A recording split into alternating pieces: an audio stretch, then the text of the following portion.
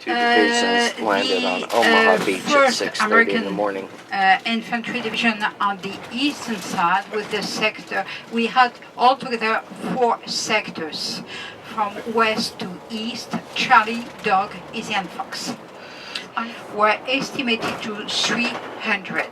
Then you've got the worst, but you also got the best of the 5 beaches. This is one of the first also for exits that the was French opened people living off on the of the coast, beach.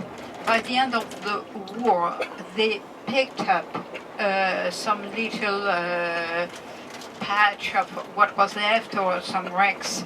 And one man living here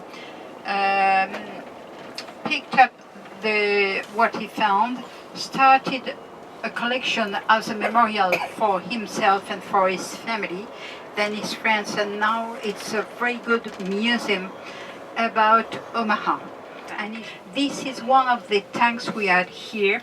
It was restored and then put here for the people to know what we had. Just behind you've got a long-term, movable long-range gun, and just before the tank, ahead of the tank, you've got the Czech Hedgehog, which is one of the shortest beach obstacles, those which were close to the coast. And this is Omaha Beach today. And this memorial says the Allied forces landing on this shore, which they call Omaha Beach, liberated Europe, June 6, 1944. Probably can't read this. It says, 1st U.S. Infantry Division, no mission, too difficult, no sacrifice, too great, duty first. Forced Omaha Beach at dawn, 6 June. The tide is in.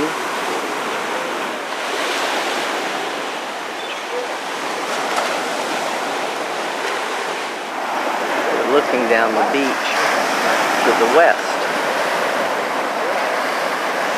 When we have got the tide, the sea coming up to the wall, that's because it's a high tide of nearly full moon.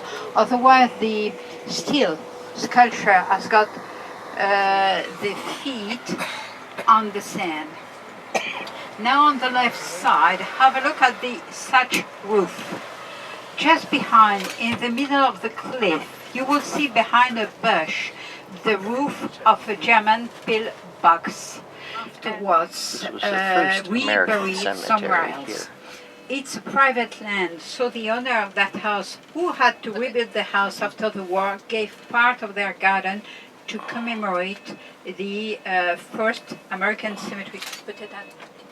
The bunkers, because of the Atlantic Wall, which had been completely performed for both the pillboxes and the obstacles and the mines. The third reason was because of a German infantry division training just behind the coast, the 352nd, an efficient German infantry division.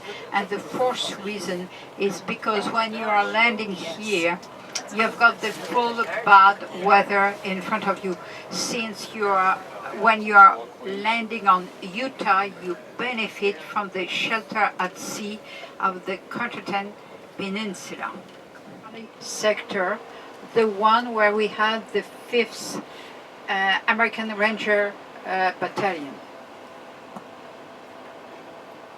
This National Guard monument.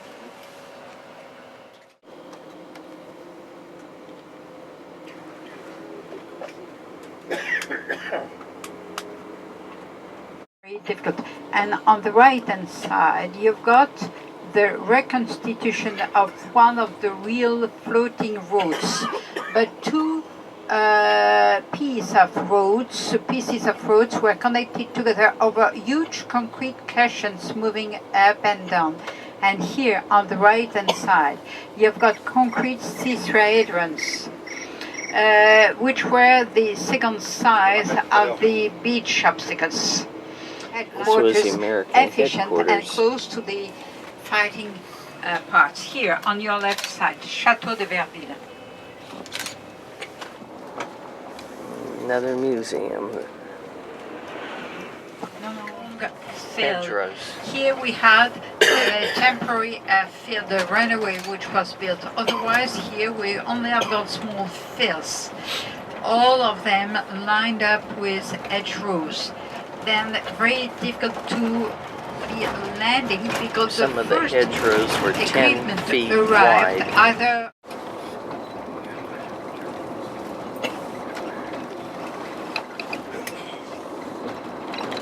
And we had quite a lot along the top of the cliffs in order to ground the grain and also to pump water out of the flooded areas we had and we still have got on the left side. And now you've got the large bay, which is in between Omaha and Utah. This is a huge statue offered by China 9 years ago.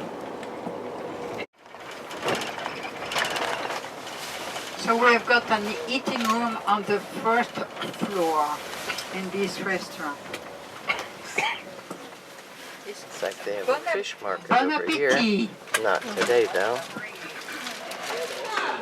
Here's this beautiful little harbor from the second story of the restaurant where we just had a quite adequate lunch with really good espresso to finish up. I think you're going to go probably in the water. I do believe they've got a lock over here and they close it up when the tide starts going out.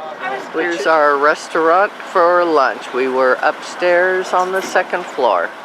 And this is obviously a commercial fishing village as well as space for leisure boats. A charming little place is right. Pointe de Hoc, and they've left the terrain as it was at the time of the war. And you can see this crater. This kid that's on our trip is down in the bottom of that one. You can see how deep it is. And they're just all over the area.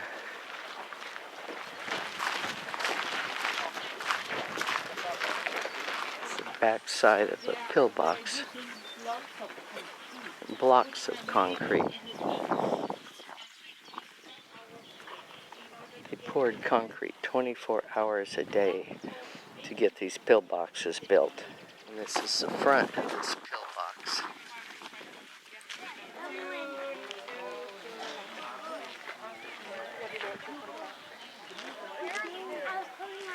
The rebar was sticking out on purpose so they could hang stuff on it for camouflage.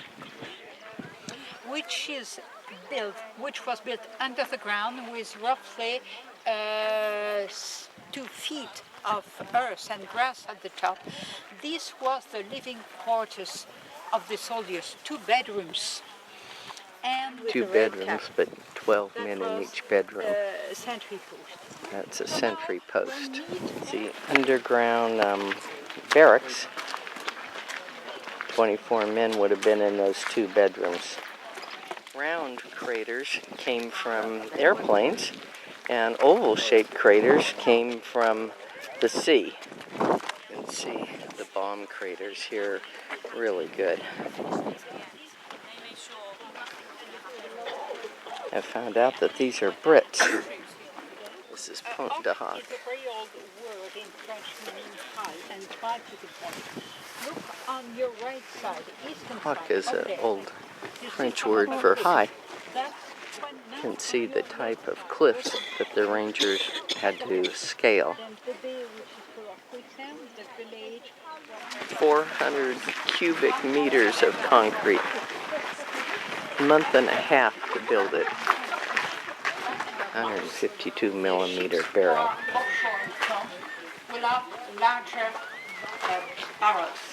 And the ships have bigger ones. Probably the biggest crater. You've got one in fact over there and another one here. You can. This is a German command post down under here at the point. The view of the cliffs just west of Pointe de Hoc that I'm sure they were trying to come up along much of this area. And here's looking east down the coast. Here's a memorial to the rangers who scaled these cliffs. The bunker. I'll bet there was a really big gun here.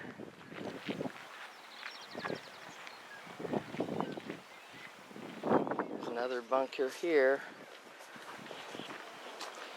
It's right on the cliff. But from here we can look over and see the cliffs that they had to scale.